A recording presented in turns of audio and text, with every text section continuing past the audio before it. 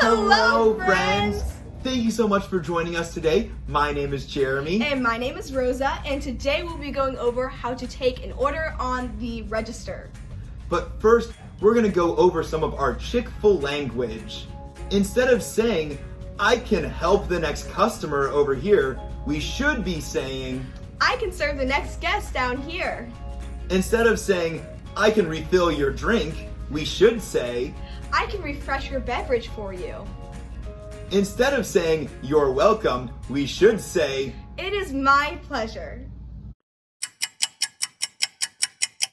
Now that we have a guest in front of us at our register, Rosie, what is the first step to taking their order? Having a positive attitude. That is right, having a positive attitude.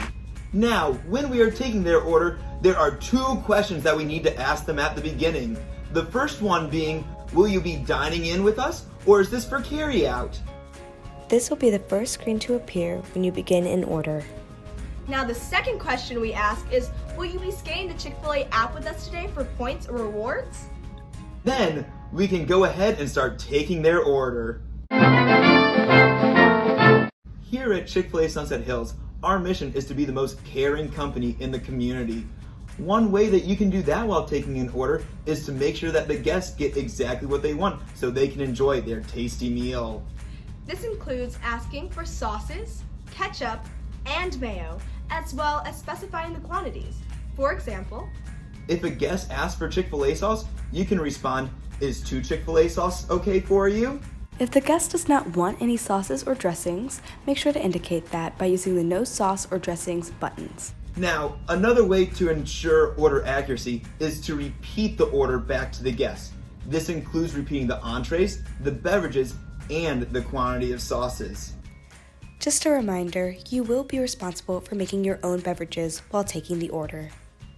Whenever you ring up a dessert for a guest, you are the one that is in charge of completing that dessert once the order is complete. Fun fact, we cannot put toppings such as chocolate and more on our ice cream cones, but we can on our ice cream cups. Once we have double checked that the order is correct, we are going to move on to the tendering phase. when you complete the order, you are going to hit the tender button that is located at the bottom right of the screen.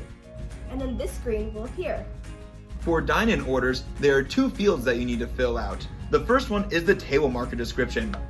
Input the color of the table marker and the picture that is on the table marker. You also need to fill out the guest's name. If you are not able to understand the guest's name and what they are saying, please leave the field blank. For carry-out orders, you also need to get the guest's name, but this time you need to get a clothing description. Please try to include 2 articles of clothing if possible. For example, blue t-shirt and a hat. Once the guest information is collected, then comes time to pay.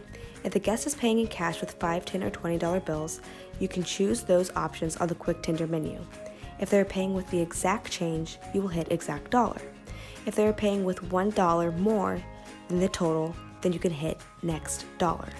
If the payment from the guest does not match any of the options on the quick tender menu, hit the go back button, which will bring you to this menu. Type in the amount of money received by the guest and then hit the cash button located in the top left corner. If the guest is paying with another form of payment such as card or Apple Pay, ensure the quick tender menu is on your screen or else a payment will not go through. Once the order is complete, we need to direct the guests where to go in order for them to receive their food. For dine-in, inform the guest to place a table marker on the edge of their table and we will have the food out to them shortly. For carry-out orders, direct them to their right, using the phrase something like this. If you wouldn't mind waiting by the pickup benches to your right, we'll bring the food out to you when it's ready. Let's review the steps to taking an order. Step 1 is to have a positive attitude. Next, you need to ask the guests 2 questions. First, are they going to be dining in with us, or is it for carry-out? Also, ask them if they will be scanning the Chick-fil-A app for points and rewards.